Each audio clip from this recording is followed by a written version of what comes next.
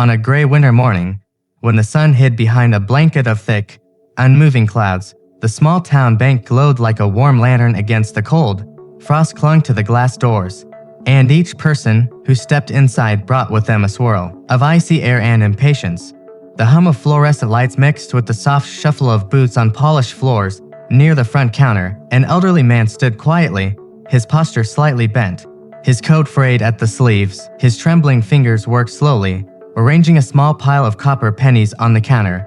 Each coin clicked softly, a gentle sound nearly swallowed by the indifferent room. The old man's name was Harold Bennett, though no one in the bank seemed to care enough to ask. His silver hair lay flattened beneath a wool cap that had long lost its color, and his cheeks were touched with the soft pink of the morning cold. His coat, too thin for the weather, held the faint scent of wood smoke like it had been dried beside a small stove earlier that morning. Harold's hands shook not just from age, but from the quiet worry he carried. Each penny he counted mattered. Each one represented hours of careful saving. He placed them gently in a neat line, lips moving slightly as he whispered the numbers to himself, trying not to make a mistake. Behind him, a pair of customers exchanged long, irritated sighs. One rolled her eyes dramatically, another tapped his boot against the floor with deliberate impatience. A soft wave of whispers rippled through the line, and a few smirks followed. Harold kept his gaze down. He had learned long ago that looking up only invited more judgment. It started with a low chuckle from the back of the line, sharp enough to cut through Harold's quiet counting. Then another voice joined, louder this time, dripping with mockery. "Look at him," a young man muttered, not bothering to lower his voice. "Probably spending his whole life savings right there." A woman beside him laughed, the sound brittle and cruel. "At this rate, we'll be here until next week. Who even uses pennies anymore?" Harold's shoulders tensed. His fingers paused mid-count. A single penny slipped from his grasp and rolled across the counter, striking the metal edge with a hollow ring. The sound echoed louder than it should have, drawing more eyes, more stares, more judgment. The teller, a bored-looking girl no older than 20, leaned over the counter with an exaggerated sigh. "Sir, if you don't have the amount ready, could you step aside? Other customers actually have real transactions." Her words hit Harold like a cold gust. He prickled behind his eyes, and his throat tightened. He tried to speak, but his voice trembled too much to form a reply. Someone snickered. Someone else muttered, "Unbelievable." And there, in the middle of the warm, bright bank, Harold Bennett, who had once stood tall, once built things with his hands, once provided for an entire community, felt smaller than he had in years. If this story touches your heart, please like, comment, and share. A sudden shift in the room's atmosphere silenced a few whispers. It began as a soft disturbance, a presence more than a sound. Steady footsteps approaching from the glass wall office at the back of the bank.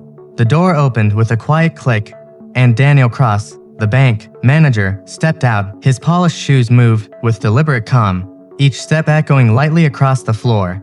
Daniel had a way of reading a room instantly, and today was no different. His gaze swept over the tense faces, the mocking smirks, the teller's impatient glare, and then it landed on Harold.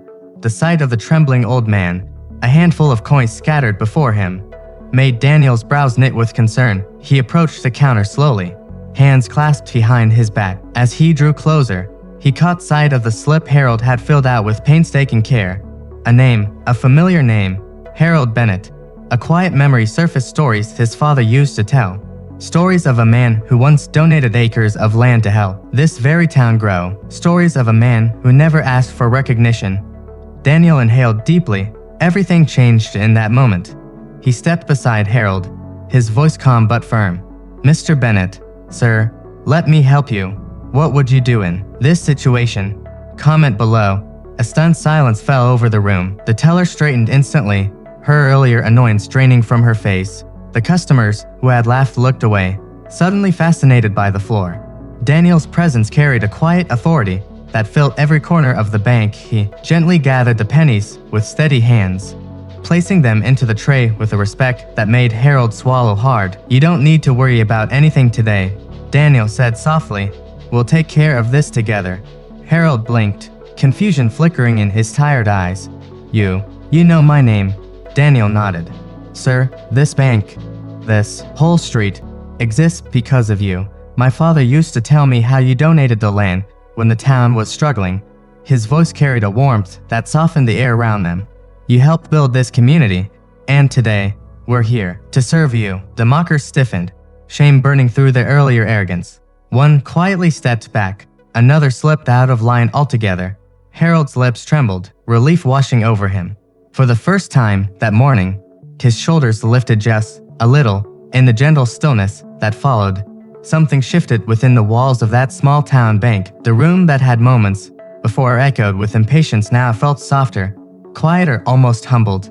Harold stood a little straighter, not because his burden had vanished, but because someone had finally seen him, truly seen him. Sometimes, the greatest acts of kindness aren't grand gestures at all, they're simple moments of recognition. In a world that often rushes past the vulnerable, remembering a person's worth can change everything. Respect costs nothing, yet it restores more than we ever realize. If this story touched your heart, please take a moment to like, comment, and share it with someone who needs a reminder that kindness still exists in our world. And don't forget to subscribe to Acts of Kindness for more true-to-life stories that restore faith in humanity and remind us of the goodness we can offer each other every day.